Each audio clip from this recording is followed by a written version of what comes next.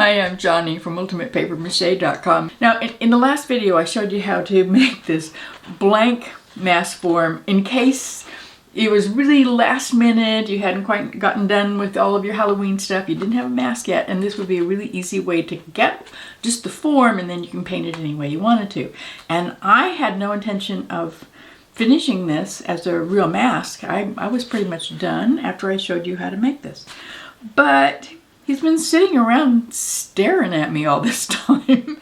And I keep thinking, you know, it would be kind of fun just to do something. So I'm going to do something with him that if you're younger than I am, you probably won't have a clue what I'm doing. But I'm going to try to make Freddie the Freeloader.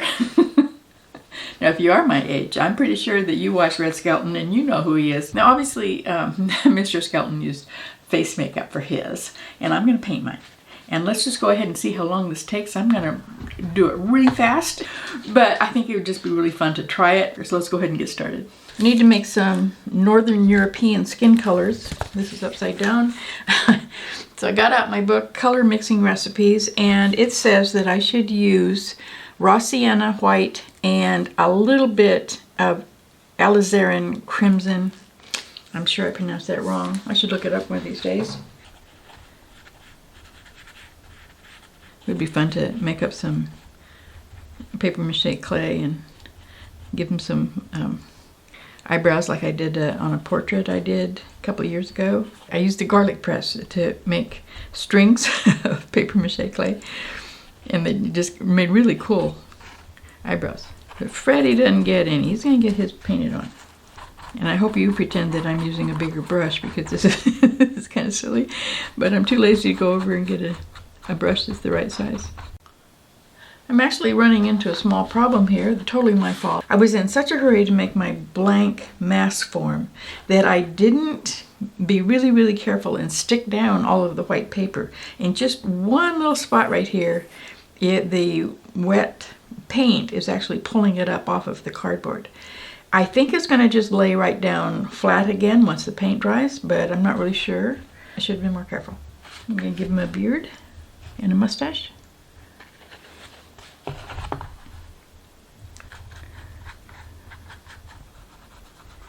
He painted in some shadows, which I can't really see very well in this particular photograph because it's black and white, but I know it's there from looking at other ones. And I can see the white that he put on.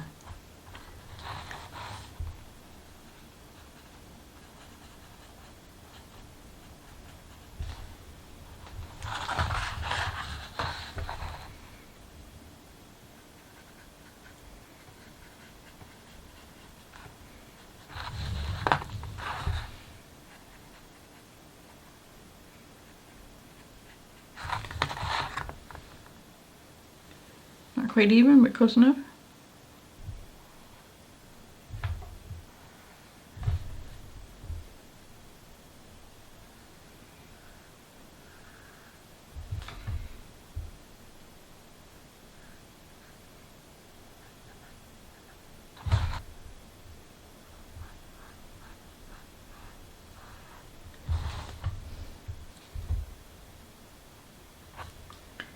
I'm just painting over my pencil lines here.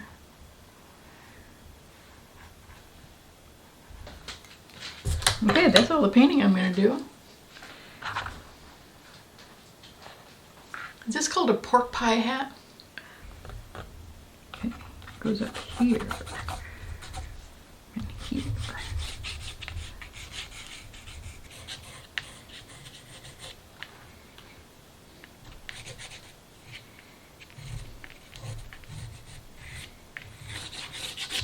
Close enough.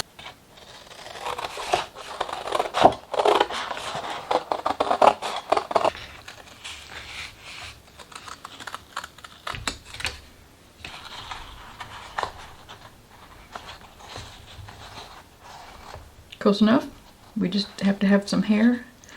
Let me paint this black and then I'll get some hair out. His forehead is flattening out, so I lucked out. He's not going to look like he has some kind of weird scar.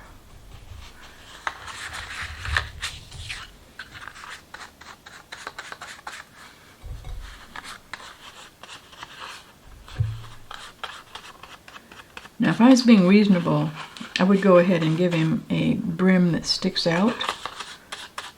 But this is a last minute mask. I'm trying to get it done like now. So he's just gonna have to have a flat one.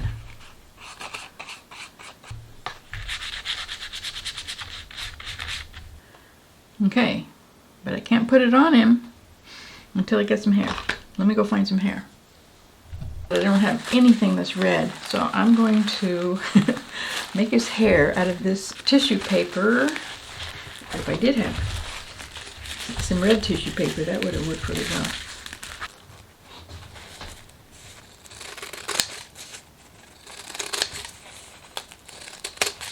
You know, I'm not even entirely sure that Freddie the Freeloader had red hair.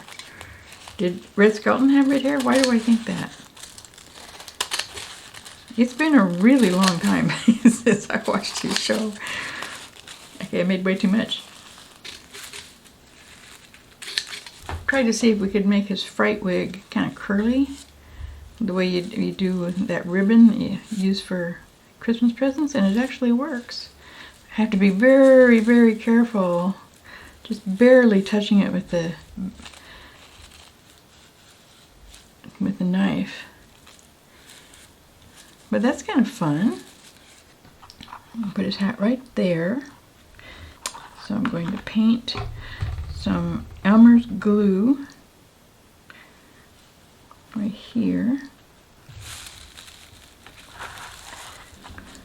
Do this, trying to get it all to stick.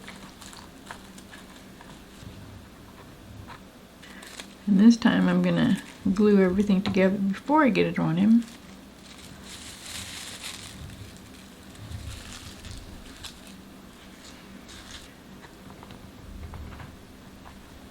I buy the Elmer's glue in really big bottles because I use so much of it with the paper mache clay.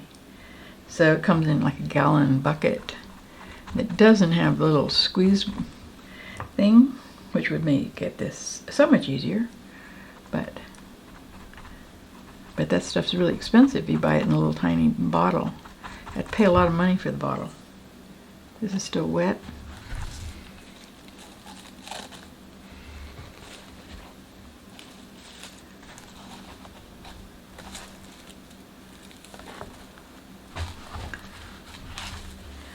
Give him a haircut.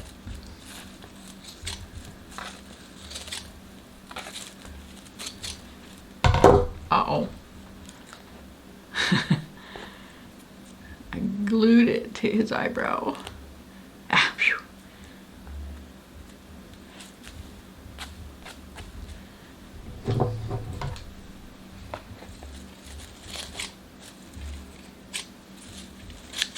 These are kind of crazy scissors. They're huge. On my hand, I've got small hands, and look how big they are. But somehow there's a little spring in it. And when you're doing a lot of cutting, like especially if you're cutting out a lot of cereal box cardboard, like I do, it really does help. I don't know why, but it does. So let's see how it works as a mouse. Let me see. Okay, it's silly. I admit it. Let me see. Okay, now that was a last minute mask. It took me, what, like 30 minutes or something? Not bad. So if you get invited to a last minute Halloween party and you don't have a mask to wear, you really can use this mask form. I have the directions for how to make the blank thing, the mask form itself, just the you know, the flat parts that do fit over your nose. See, it's got a hole there for your nose. It's got the eyes in exactly the right place because you do have to measure them when you're making this thing. It's made out of one piece of cereal box cardboard. So I'll put a link to that right down below in case you want to make one of these. You probably don't want to make Freddie, but, or at least not this Freddie. Isn't there a scary Freddie in a movie?